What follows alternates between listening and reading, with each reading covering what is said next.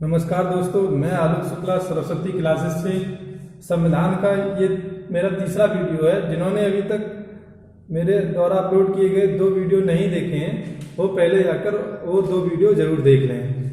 चलिए, जो चैनल पर अभी नए हैं वो पहले सब्सक्राइब कर बेल आइकन अवश्य प्रेस कर दें, जिससे कि हमारे द्वारा अपलोड किए गए वीडियो उनको आसानी से मिलते रहें। चलिए, संविधान आपको पता है किसी भी एग्जाम, कंपटीशन एग्जाम में बहुत ही इंपॉर्टेंट रोल अदा करता है। उसी क्रम में ये मेरा तीसरा वीडियो है। आज हम संविधान की प्रमुख समितियों के बारे में चर्चा करेंगे। चलिए, जैसे कि हमें पता है किसी भी कार्य को करने के लिए, चाहे अपने यहाँ घर परिवार पर शादी ही ले लेते हैं, जैसे शादी को करने के लिए कोई एक व्यक्ति नहीं सारा कार्य कर सकता है, तो उसके लिए विभिन्न कार्यों को अलग अलग बांट दिया जाता है। किसी को सब्जी के लिए कह दिया जाता है, किसी को कुछ ये करना है। इसी प्रकार जो संविधान को बनाने के लिए संविधान सभा ने अनेक समितियां बनाई थी। तो संविधान सभा ने संविधान को बनाने के लिए अनेक समितियां बनाई थी, जिसमें से सबसे प्रमुख समिति है प्रारूप समिति। जिसमें से सबसे प्रमुख समिति कौन है? प्रारूप समिति है। इसको कई नामों से जाना जाता है। प्रारूप समिति को मसौदा समिति भी कहा जाता है। मसौदा समिति, इसको ड्राफ्टिंग कमेटी भी नाम से भी जाना जाता है। ड्राफ्टिंग कमेटी, या इसको पांडुलेखन समिति के नाम से भी जाना जाता है। पांडुलेखन समिति सबसे इंपॉर्टेंट समिति है।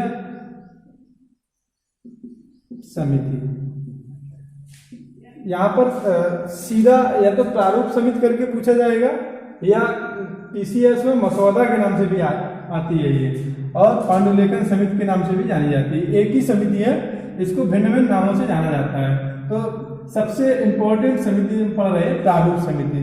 इसके अध्यक्ष थे डॉक्टर B.R. अम्बेडकर।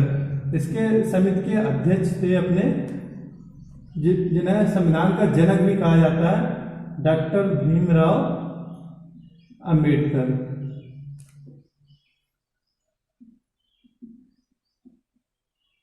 इस समिति में याद रखना दोस्तों, कुल 7 लोग थे। कुल 7 लोग थे, जिसमें अध्यक्ष सहित है। अध्यक्ष सहित, अगर अध्यक्ष को छोड़कर पूछा जाए प्रारूप समिति में कितने लोग थे, तो हम उत्तर 6 देंगे। 1 + 6, 6 + 1। प्रारूप समिति में कौन कौन से लोग थे, इनको भी जानना बहुत इंपॉर्टेंट है। चलिए, इनके नाम याद रखना है। सभी नाम नोट कर दिए जा रहे हैं। प्रारूप समिति के अध्यक्ष हमने लिखी दी है डॉक्टर भीमराव अंबेडकर। भीमराव अंबेडकर आपके अध्यक्ष थे। ये प्रारूप समिति है। दूसरे थे N Gopal Swami. N Gopal Swami Iyengar. N Gopal Swami Iyengar, ये सदस्य थे। तीसरे थे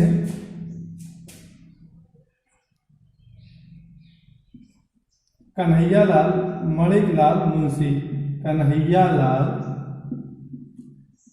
मणिकलाल, कोई क्रम से नहीं, नाम याद रखना है इनको। कभी कभी पेपर में पूछ दिया इनमें से कौन सदस्य हैं प्रारूप समिति के, कौन नहीं, तो इसके लिए इंपॉर्टेंट है। अगले सदस्य है कन्हैयालाल मणिकलाल मुंशी। इन्हें शॉर्ट में KM मुंशी के नाम से भी जाना जाता है। KM मुंशी।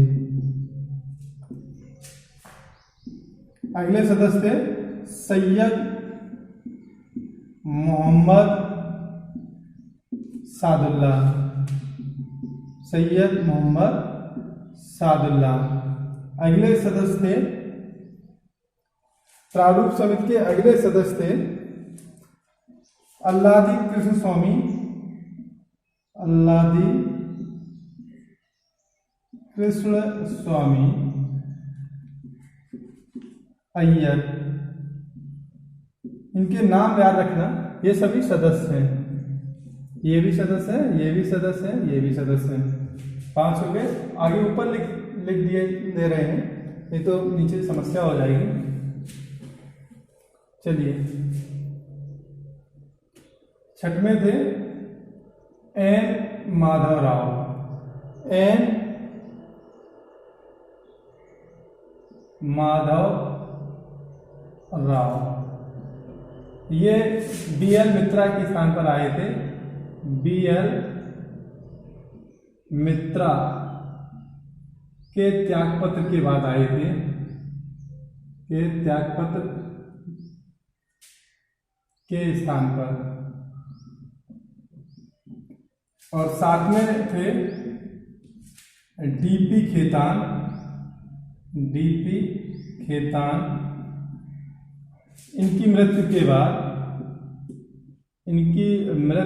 बाद TT कृष्णचारी को सदस्य बनाया गया।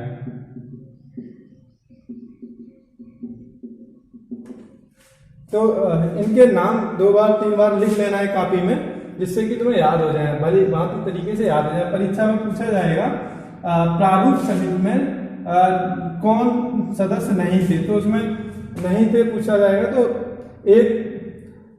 3 दे दिए जाएंगे, 1 अलग से डाल दिया जाएगा, या कौन थे तो 1 सदस्य डाल दिया जाएगा इनमें से, और बाकी के अलग कर दिए जाएंगे। चलिए, याद रखना है प्रारूप समिति को भिन्न भिन्न नामों से जानते हैं। ड्राफ्टिंग कमेटी अंग्रेजी में भी बोलते हैं, पांडुलेखन समिति और मसौदा समिति के नाम से भी जानते हैं।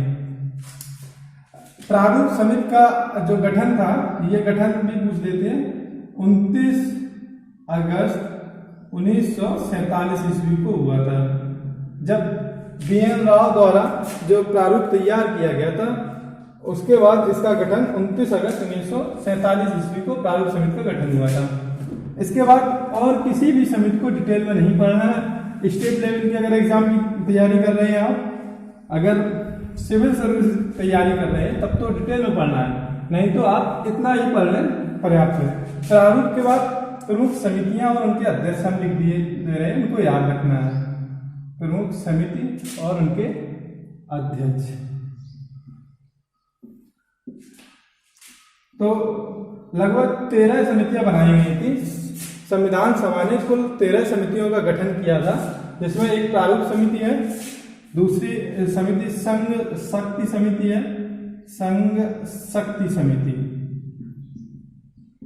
संघ शक्ति समिति के अध्यक्ष थे पंडित जवाहरलाल नेहरू। पंडित जवाहरलाल नेहरू थे। अगली है समिति संघ संविधान समिति। संघ संविधान समिति, इसके अध्यक्ष थे पंडित जवाहरलाल नेहरू। अगली समिति है संचालन समिति। संचालन समिति, इसके अध्यक्ष थे डॉक्टर राजेंद्र प्रसाद। डॉक्टर राजेंद्र, जो भारत के पहले राष्ट्रपति हुए, राजेंद्र प्रसाद। अगली समिति है मौलिक अधिकार। मौलिक अधिकार एवं अल्पसंख्यक। मौलिक अधिकार एवं अल्पसंख्यकों संबंधी परामर्श समिति। इसके अध्यक्ष थे सरदार वल्लभ भाई पटेल। इंपॉर्टेंट समिति है सरदार वल्लभ भाई पटेल जी। इन्हीं के, यही भारत के पहले गृह मंत्री और भारत के पहले उप प्रधानमंत्री भी रहे, सरदार वल्लभ भाई पटेल। इनकी विश्व में सबसे ऊंची प्रतिमा भारत में बनाई गई है, 282 मीटर की ऊंची है। 182 मीटर है, या 597 फीट। 597 फीट, इसको देख लेना। 282, इसको देख लेना थोड़ा। चलिए, अगली समिति है संघ शक्ति संविधान प्रारूप समिति, संचालन समिति, मौलिक अधिकार। फ्रेंड्स याद रखना, इसमें बहुत ज्यादा कंफ्यूजन होता है।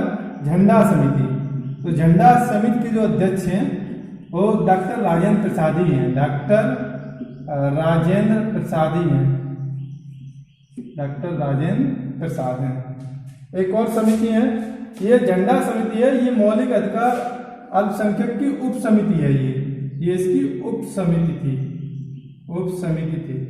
तो इसके अध्यक्ष है राजेंद्र प्रसाद। एक और उप समिति थी इसकी, वो भी लिख दे रहे हैं, अल्पसंख्यक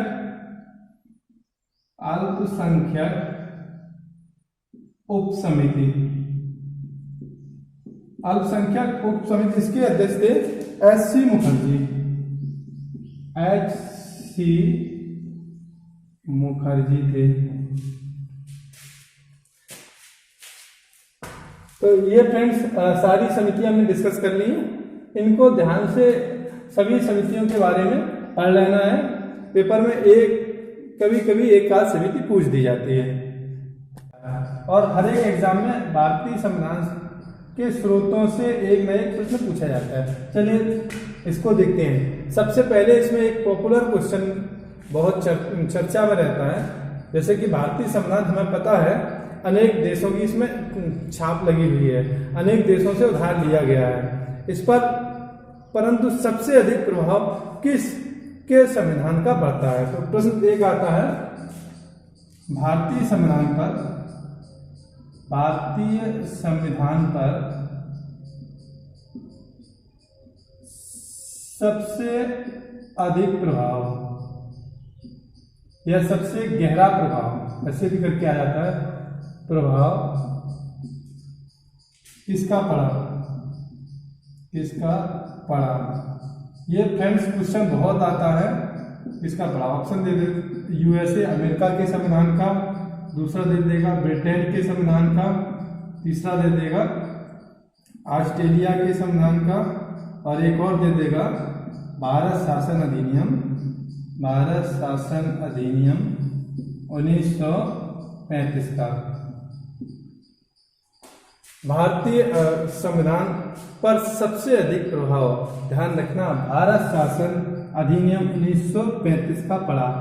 ये क्वेश्चन आता है, इसका आंसर भारत शासन अधिनियम 1935 है, क्योंकि भारतीय संविधान में जैसे कि हमें पता है 395 अनुच्छेद हैं। कुल अनुच्छेद जो बनकर तैयार हुआ था 395 अनुच्छेद थे मूल संविधान में।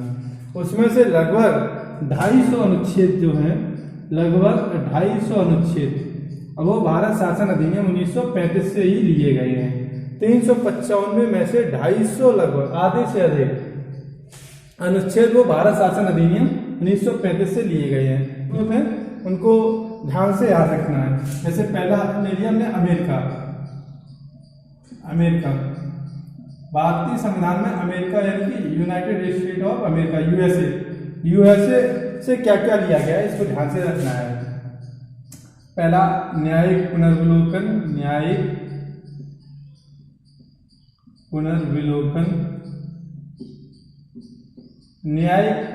क्या होता है अभी इसको बताएंगे। जुडिशियल रिव्यू जैसे कि अपन लोग क्रिकेट मैच में देखते हैं, रिव्यू लेता है बैट्समैन या दूसरा टीम का खिलाड़ी लेता है रिव्यू, उसको जजमेंट को फिर से देखने के लिए। इसी प्रकार से अगर कोई जजमेंट मान लीजिए संविधान के अनुसार किसी ने कोर्ट ने नहीं लिया तो उसको हम फिर से चुनौती दे सकते हैं। तो यही है न्यायिक पुनर्विलोकन, उसी न्याय को।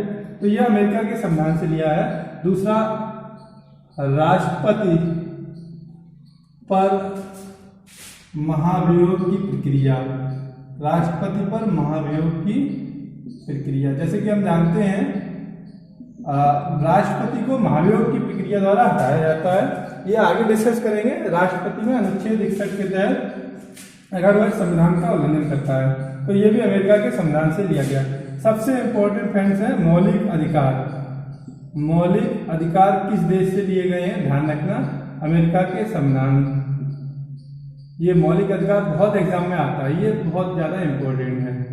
मौलिक अधिकार यहाँ याद रखना, आ से अधिकार, आ से अमेरिका, ये भूल जाते हैं लोग। अधिकार और मौलिक कर्तव्य में कंफ्यूजन हो जाता है, तो अधिकार से याद रखना अमेरिका।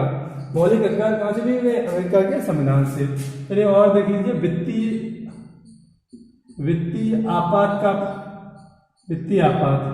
ये भी अमेरिका के संविधान से लिए गए हैं। संविधान की सर्वोच्चता, संविधान की सर्वोच्चता, ये भी अमेरिका के संविधान से लिया गया है। अगला देख लेते हैं दूसरा, ब्रिटेन के संविधान से। ब्रिटेन के संविधान से, ब्रिटेन के संविधान से क्या क्या अपने संविधान में उधार लिया गया है? संसदीय शासन प्रणाली, संसदीय शासन प्रणाली, याद रखना है एकल नागरिकता, एकल नागरिकता का प्रावधान, ये भारत में एकल नागरिकता का प्रावधान है, ये ब्रिटेन के संविधान से लिया गया है। जबकि याद रखना अमेरिका में दोहरी नागरिकता का प्रावधान है, अमेरिका में दोहरी नागरिकता का प्रावधान है। ब्रिटेन से और क्या लिया गया है? संसदीय शासन प्रणाली, एकल नागरिकता, विधि निर्माण प्रक्रिया, इसको भी याद रखना है, विधि निर्माण प्रक्रिया। ये पिछली 2018 या 19 के टेट 18 के टेट में पूछा गया था ये प्राइमरी में कि विधि निर्माण प्रक्रिया किस देश के संविधान से लिया गया है। ध्यान रखना ब्रिटेन के संविधान से लिया गया है। अगला देश देख लेते हैं अमेरिका से, ब्रिटेन से। अगला देख लेते हैं आयरलैंड से। आयरलैंड के संविधान से बहुत इंपॉर्टेंट पूछा जाता है नीति निर्देशक तत्व। नीति निर्देशक तत्व किस देश के संविधान से लिए गए हैं? तो ये आयरलैंड के संविधान से लिए गए हैं नीति निर्देशक तत्व। ध्यान रखना आयरलैंड के संविधान से और भी लिए गए हैं अपने संविधान में, जैसे राष्ट्रपति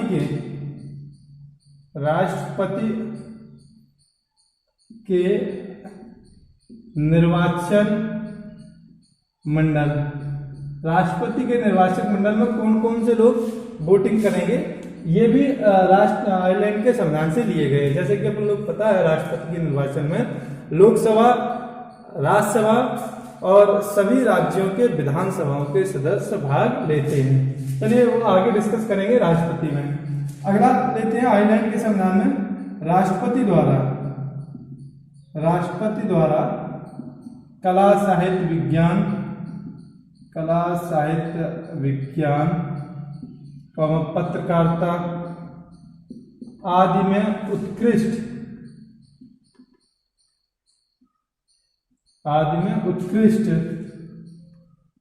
12 व्यक्तियों को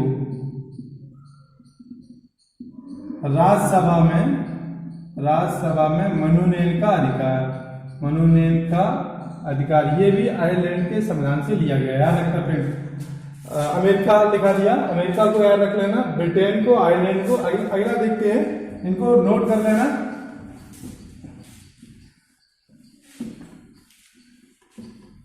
अगला देश ले लेते हैं ऑस्ट्रेलिया के संविधान से। ऑस्ट्रेलिया के संविधान से प्रस्तावना की भाषा ली गई है। प्रस्तावना की भाषा ली गई है।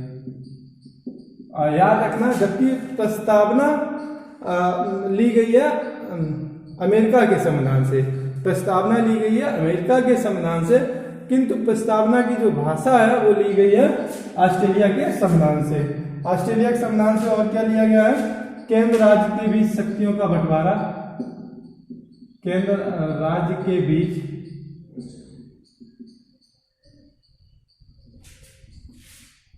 शक्तियों का बंटवारा,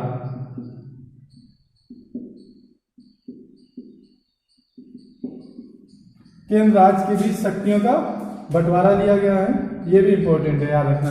अगला देखते हैं जर्मनी के संविधान से। जर्मनी से क्या लिया गया?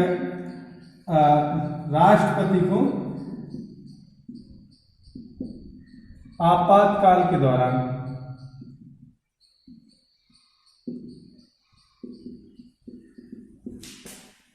मौलिक अधिकार को निलंबन करने की शक्तियां, मौलिक अधिकार को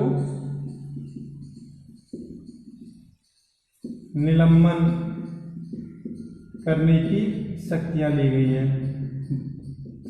जब आपातकाल लग जाता है तो अपने मौलिक अधिकार छीन लिए जाते हैं। ये अपनी जर्मनी के संविधान से ली गई है। अगला इंपॉर्टेंट है कनाडा के संविधान से। कनाडा से क्या लिया गया? संघात्मक शासन प्रणाली। संघात्मक शासन प्रणाली।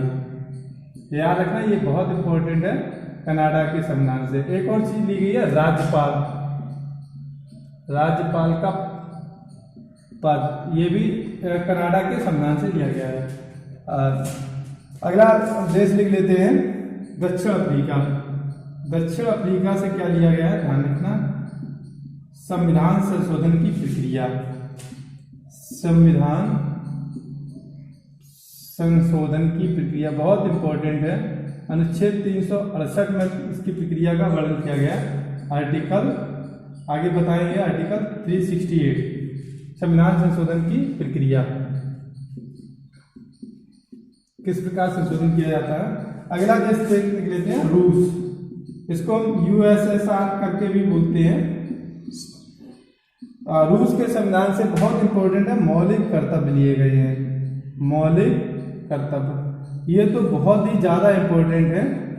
मौलिक कर्तव्य किस देश से लिए गए, रूस से, और मौलिक अधिकार अमेरिका के संविधान से। अगला लिख लेते हैं जापान से। जापान से क्या लिया गया है, विधि द्वारा स्थापित, विधि द्वारा स्थापित प्रक्रिया, स्थापित प्रक्रिया ली गई है जापान के संविधान से। अगला एक और लिख लेते हैं, इसको नोट करते रहना, फ्रांस के संविधान से। फ्रांस के संविधान से क्या लिया गया है, गणतंत्रात्मक शासन प्रणाली। गणतंत्रात्मक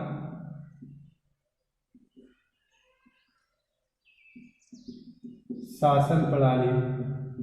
गणतंत्रात्मक का सीधा अर्थ होता है कि यहाँ का जो प्रमुख होता है, ये देश का जो प्रमुख है वो न तो वंशानुगत होता है, वो जनता के द्वारा चुना हुआ होता है। गण माने होता है समूह और तंत्र, लोगों का समूह एक प्रकार से।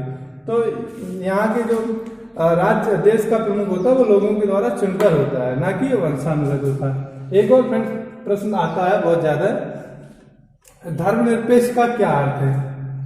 धर्मनिरपेक्ष, तो याद रखना, धर्मनिरपेक्ष का मतलब है कि देश का कोई भी धर्म नहीं है, या राज्य का कोई भी धर्म नहीं है, या किसी भी धर्म को और नहीं माने हैं, ठीक है ना। चलिए ट्रांस हो गया। एक दो प्रश्न और याद रख लेना, इससे संबंधित पूछे जाते हैं। जैसे कि पूछा जाएगा कलेक्टर का पद। कलेक्टर का पद किस देश के संविधान से उधार लिया गया है, भारतीय संविधान में कलेक्टर का पद। तो इसको याद रख, तो इसको भी याद रखना है, कलेक्टर का पद इंग्लैंड के संविधान से लिया गया है। एक और फ्रेंड्स प्रश्न पूछा जाता है, भारतीय राजनीति व्यवस्था में, भारतीय राजनीति व्यवस्था में